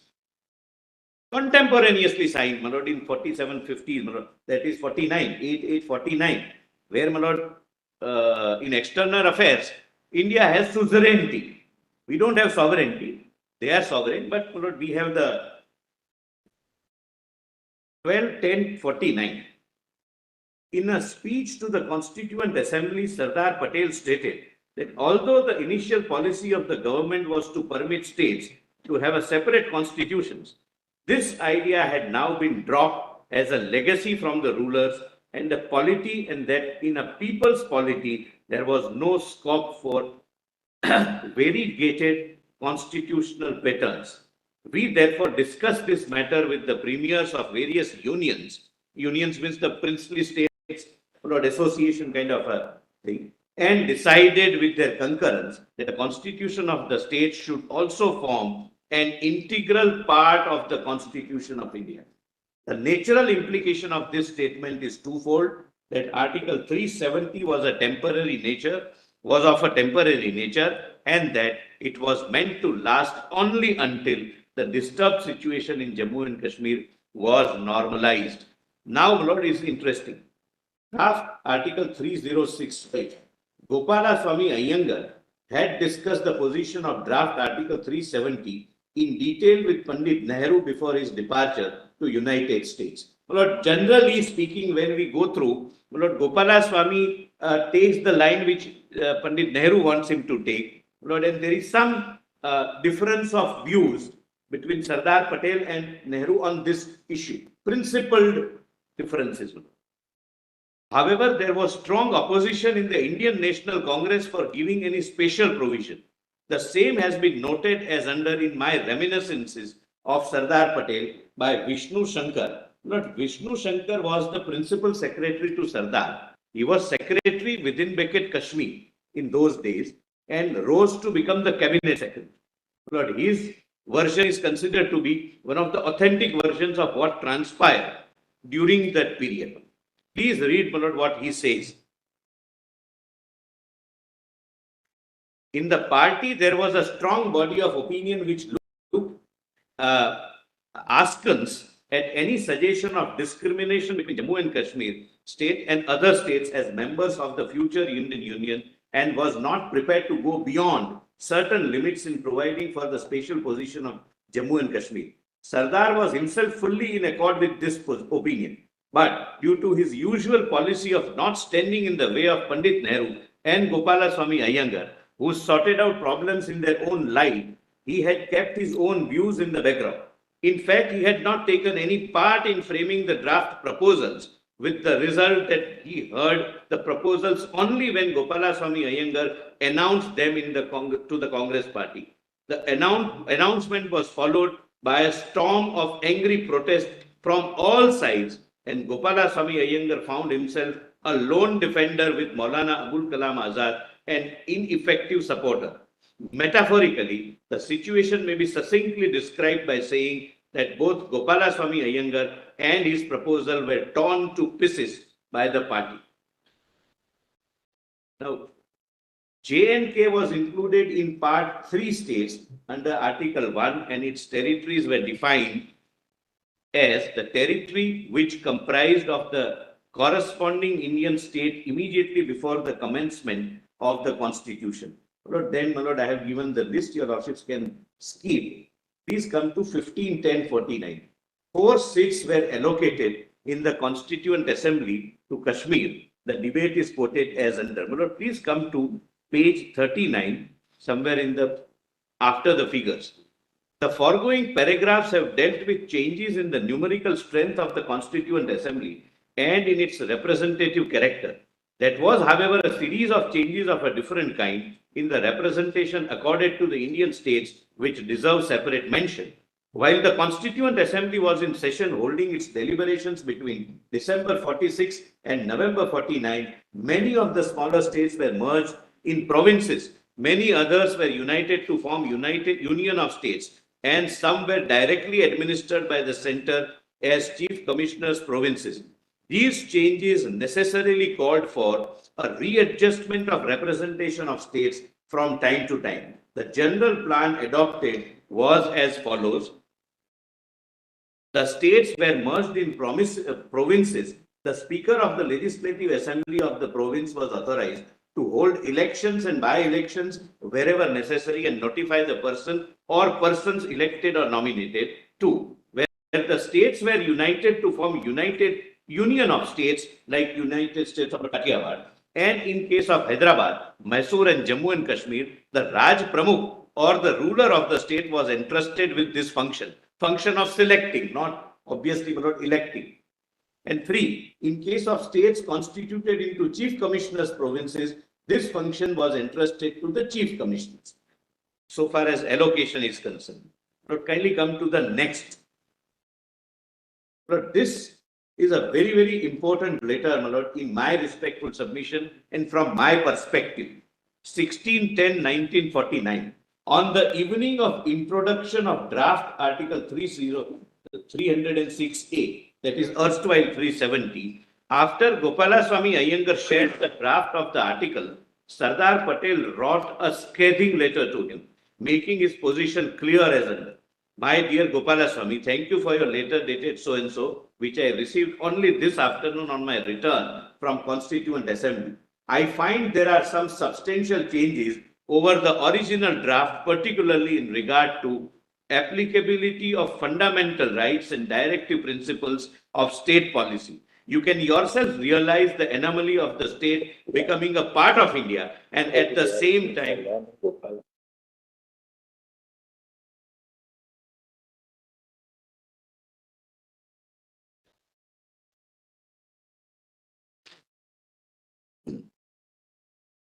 you can yourself realize the anomaly of the state becoming part of India and at the same time not recognizing any of these provisions. And I'll show till 76, Article 21 was not applicable in a truncated way. Article 19, there was a sub-article added as it applied to Jammu and Kashmir, that the reasonable restrictions would be those will be prescribed by the legislature, meaning thereby the persons against whom citizens invoke Article 19 would decide what would be the reasonable restrictions. I'll come to that. I do not at all like any change after our party has approved of the whole arrangement in presence of Sheikh Sahib himself. Whenever Sheikh Sahib wishes to back out, he always confronts us with his duty to the people. Of course, he owes no duty to India or to the Indian government, or even on a personal basis to you and the Prime Minister, who have gone all out to accommodate him. In these circumstances, any question of my approval does not arise. If you feel it is the right thing to do, you can go ahead. Clear. No ambiguity. No. Then, my lord, next date. Then, my lord, Jammu and Kashmir was, my lord, received 4 representatives. Then, my lord, 7. I am on page 14. Yes, 17/10/1949. Draft Article 306A, which is the present Article 370, was debated in the Constituent Assembly. Gopalaswamy Iyengar, who was chiefly involved in the drafting of Article 370, gave a speech in which he stated that regard to the accession of the state, that, kindly see, my lord, only the highlighted part, as the House is also aware, not at page 42, as the House is also aware, instrument of accession will be a thing of the past in the new constitution. The states have been integrated with the federal republic in such a manner that they do not have to exceed or execute a document of accession for the purpose of becoming units of the republic. Please mark this, my lord. But they are mentioned in the constitution itself, and in case of practically all states other than the state of Jammu and Kashmir, their constitutions also have been embodied in the constitution for the whole of India. All those other states have agreed to integrate themselves in that way and accept the constitution provided. Maulana Hasrat Mohani, why this discrimination, please? Not just pausing here for a minute so that the debate doesn't get boring. Maulana Hasrat Mohani was an eminent Urdu lyricist of his time. And if all of us, most of us have heard, Chupke Chupke Raat Din Aansu Bahana Yaad Hai. That is by Maulana Hasrat Mohani. I don't want to sing it. I know my limitations, and I'll spare all of you on the lightest. Then, my lord, but there are several good lyrics, good Urdu ghazals and nazams written by Maulana Hasrat Mohani. Yes, yes. The question is very important. That why are you discriminating from people of one state and people of other? And your lordships would be shocked when I show the discrimination. We have analyzed, my lord, how the provisions were selectively picked up, modified and applied to one state.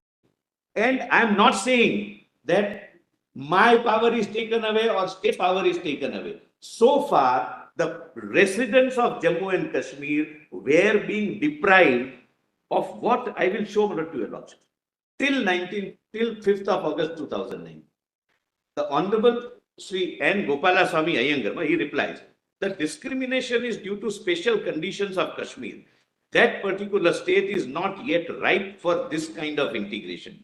It is the hope of everyone here that in due course, even Jammu and Kashmir will become ripe for the same sort of integration as has taken place in case of other states. Cheers. At present, it is not possible to achieve that integration. There are various reasons why this is not possible now. I shall refer again to this later. Please note this, my lord. Then after acceptance of 370, V. Shankar expressed his disappointment at the passing of the special provision. Sardar Patel summoned him to lunch. The description of the said meeting in my Reminiscences of Sardar by Vishnu Shankar is as under. His principal secretary, who was Secretary Jammu and Kashmir and became the Cabinet Secretary. Please note, my lord, read one by one, my lord, beautiful words. As soon as I was seated, Sardar spoke. So you are annoyed with me for having accepted Gopalaswamy's formula. I queried that if he felt that way, why did he not indicate his mind earlier? He said, see the maturity of the man and the statesmanship. I was deeply concerned at the situation. Gopalaswamy had acted under Panditji's advice. If Jawaharlal were here, we could have had it out of him. But how could I do so with Gopalaswamy, who was only acting under orders?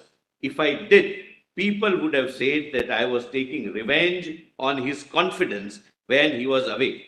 Gopalaswamy had appealed to me for help.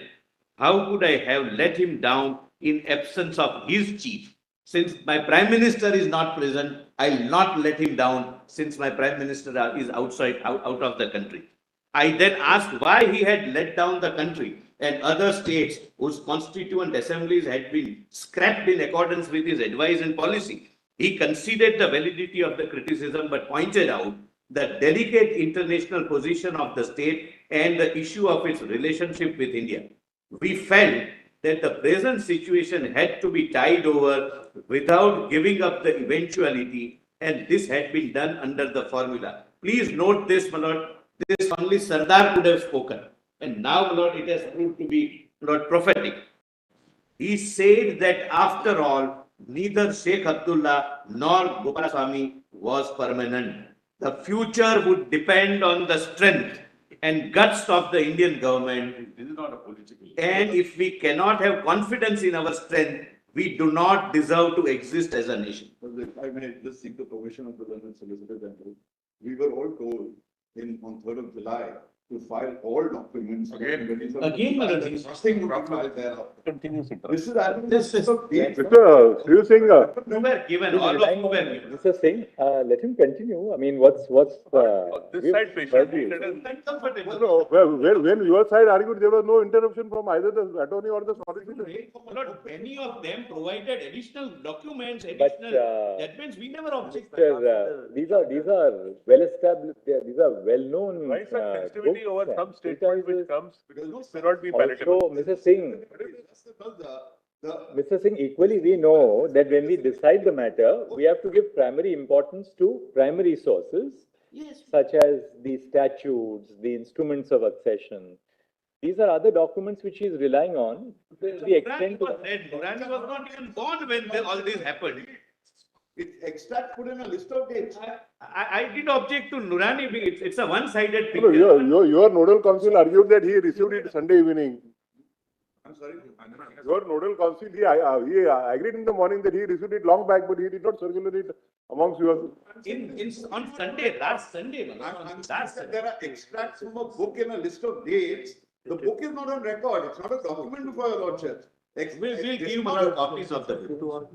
That's not the point. I mean, this can just keep getting enlarged. I'm only saying that let's stick to the record. We were Lord, if told- AG Nurani can be read, even a newspaper can be read. I'm sorry, I'm saying this with seriousness. I have read AG Nurani. It is a one-sided. But we didn't object. That's all right, the solicitor, you don't have to go that far. No, my lord, I'm on page 40. Mr. Singh, all that this really indicates, it's not like, conclusive evidentiary material. Yes. This is used to demonstrate that there were different points of view, different perspectives which were flowing in at that time.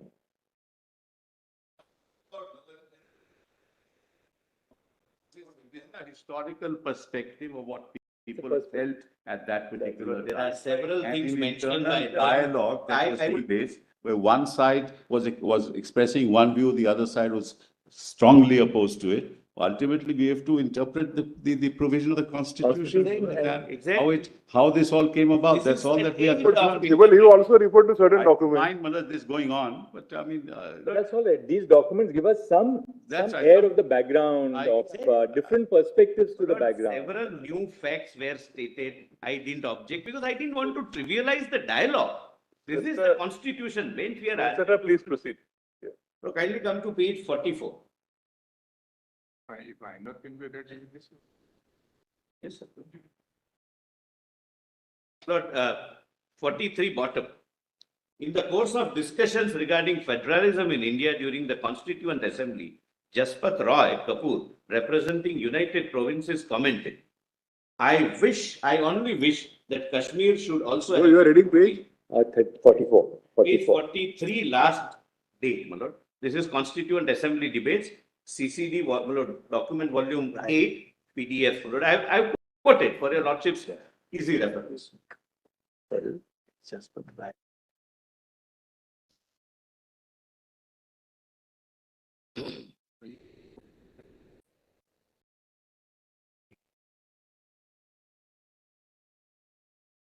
In the course of discussion regarding federalism in India during the Constituent Assembly, Jaspat Roy Kapoor, representing United Provinces, commented, I only wish that Kashmir should also have been brought in on the same level as other states, but unfortunately, much to our dissatisfaction and chagrin, if I may say so, this would not be done. This is a delicate subject, and I'll not say anything more on this. My lord, please read this, my lord, now.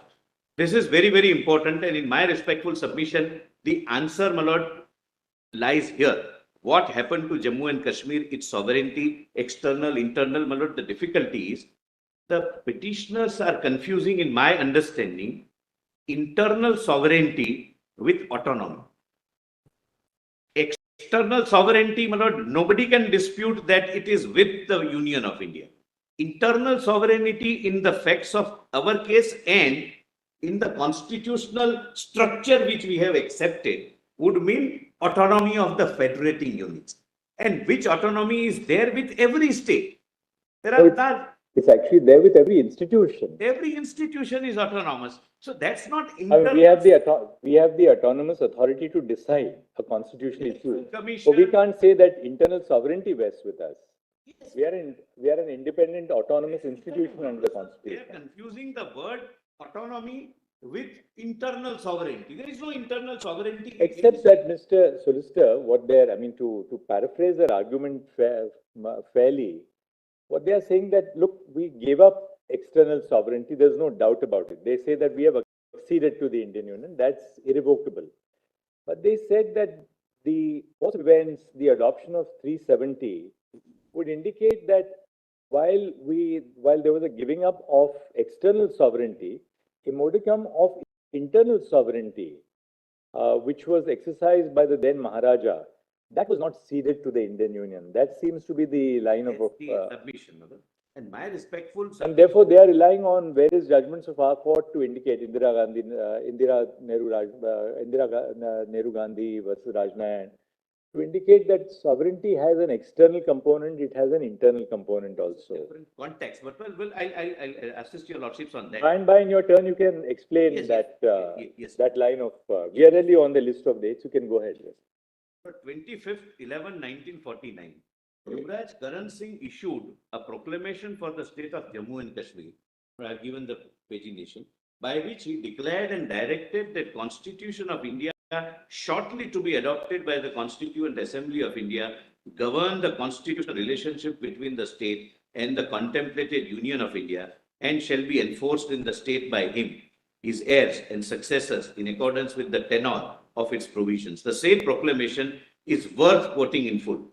Whereas with the inauguration of the new constitution for the whole of India, now being framed by the Constituent Assembly of India, the Government of India Act 1935, which now governs the constitutional relationship between this state and the Dominion of India, will stand repealed. Your Lordships may kindly recall the instrument of accession was under Government of India Act and subsequently Independence Act. And whereas in the best interest of this state, which is closely linked with the rest of India by a community of interest in the economic, political and other fields, it is desirable that the constitutional relationship established between this state and the Dominion of India should be continued as between this state and the contemplated Union of India, and the Constitution of India as drafted by the Constituent Assembly of India, which includes duly appointed representatives of this state, provides a suitable basis for doing so. I now hereby declare and direct that Constitution of India shortly to be adopted by the Constituent Assembly of India shall, but please mark this, this is where they are highlighting and I'll have to meet with, insofar as it is applicable to the state of Jammu and Kashmir, govern the constitutional relationship between this state and the contemplated Union of India, and shall be enforced in this state by me, my heirs and successors, in accordance with the tenor of its provisions. That the provisions of the said constitution shall, as from the date of its commencement, supersede and abrogate all other constitutional provisions inconsistent therewith, which are at present in force. This is beyond any instrument of accession or merger. This is accepting supremacy of our constitution and surrendering the sovereignty to the constitution, where the sovereign is we, the people of India. Of course, when he made this proclamation on 25th of November 1949, this is on the same day as Dr. Ambedkar's last address to the Constituent Assembly, the famous address to the Constituent Assembly. So by this point of time, the entirety of the constitution had been formulated, Including 370 right? and Including 370. and Article 1. Therefore, when he makes this proclamation, he makes this proclamation in the light of 370, which also is before him, Correct. right? There can't be any doubt about that. There cannot be any doubt. I bow down. And he is also very clear that what he is doing, at what stage and under what statute, what constitutional mechanism, which is temporarily provided. The said proclamation is not only beyond the instrument of accession, your lordships can skip that, I have orally said. Two, the preamble to this proclamation shows that it was based on the conviction that the best interest of the state required that the constitutional relationship established between the state and to Dominion of India should be continued as between the state and the contemplated Union of India. And it refers to the fact that the Constituent Assembly, which had formed the Constitution of India, included the duly appointed representatives of the state, and that the state constitution provided a suitable basis to continue the constitutional relationship between the state and the contemplated Union of India. At this juncture, the Constituent Assembly of Jammu and Kashmir was not formed. However, it is important to note that the princely state, through its ruler who had the authority to surrender the sovereignty of Jammu and Kashmir to the Union of India and made it specifically enforceable in the state, including Article 1 thereof, could never have thereafter formed a Constituent Assembly for his state, which would be a plenary Constituent Assembly, which can create a document having the sanctity and sovereignty of the Constitution of a nation in which the state merged. It was merely an act providing for internal governance of the state, which was an integral part of the sovereign, that is Indian dominion. But my respectful submission is that Constituent Assembly of Jammu and Kashmir, which formed subsequently, was not a plenary Constituent Assembly the way we had our Constituent Assembly, because by that time the sovereignty had already merged. There cannot be two constitutions. There cannot be, and therefore, my lord, I am saying that the sanctity of that document, which we call Constitution, is nothing more than an act of legislation, and I'll substantiate that. Lord, note 4.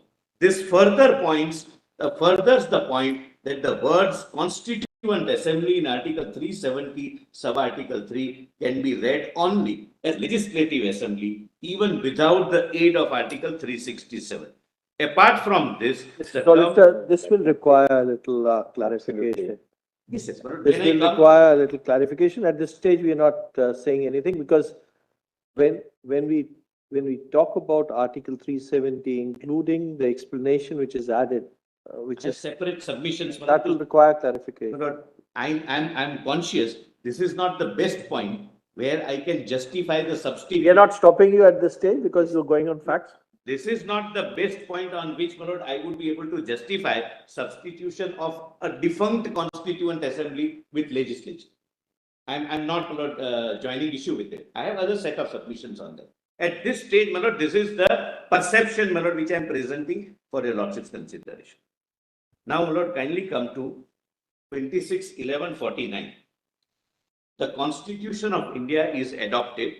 But the rest I can. So, Mr. Solicitor, what we, as apropos what fell from Brother Justice Sanjeev Khanna, we are not engaging in a dialogue with you on any of these notes right now, because we take it that you will be arguing these aspects independently later on.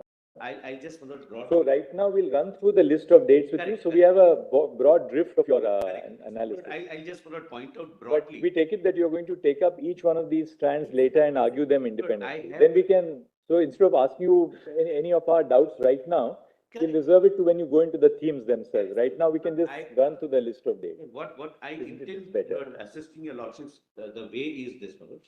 After this, my lord, I'll show how the Constitution, how 370 worked till 2018, and some of the things are really shocking. And my lord, I want your lordships, my lord, to know about, because practically, two constitutional organs, state government and the president, in consultation with each other, can amend any part of the constitution the way they want and apply it to Jammu and Kashmir. For example, I'll elaborate on this. Please mark this. the preamble of Indian Constitution was made applicable to Jammu and Kashmir by way of a constitution order under Article 371B in 1954. Thereafter, in 42nd and 44th Amendment, the word socialist and secular came to be added. That was not made applicable till 5th of August 2019. Jammu and Kashmir Constitution was not having either the terms socialist or secular. And I will show my lord the devastating effect it would have, my lord, if this constitution, which according to me is nothing more than a legislature, would not have been repealed the way, my lord, we have done. I'll explain the procedure which we have followed. I must satisfy your lordship's conscience. My lord, your lordships have very rightly flagged that ends may not justify the means, but I'll justify the means also. They are constitutionally permissible means. Eventually, when you argue that this is really not a constituent assembly but a legislative assembly in its original form, you will have to answer how this squares up with clause 2 of Article 370, which specifically says the constituent assembly formed for the purpose of framing the constitution of that state. Correct. I have to answer. That is because there's a textual answer which may militate against your line of approach on that. Yes. Anyway, we'll discuss that later on because. Kindly come to my lord, page 47.